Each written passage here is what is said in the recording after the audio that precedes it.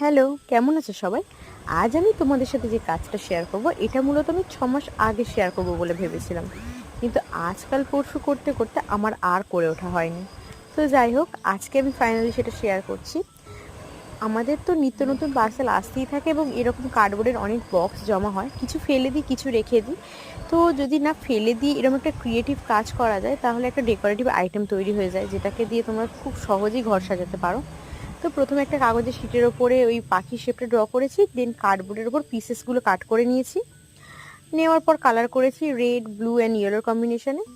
নেওয়ার পর কার্ডবোর্ড দিয়ে কিছু কিছু সরু স্ট্রিপ করে একটা ফ্রেম বানিয়ে নিয়েছি, সেটাকে ব্ল্যাক কালার করেছি এবং কিছু পাতাও করে নিয়েছি।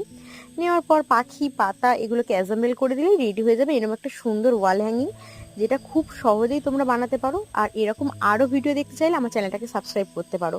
আর এটা ভালো লাগলে কমেন্ট করে জানাতে পারো এবং একটা লাইক করে দিই। সবাই ভালো থেকো, টাটা।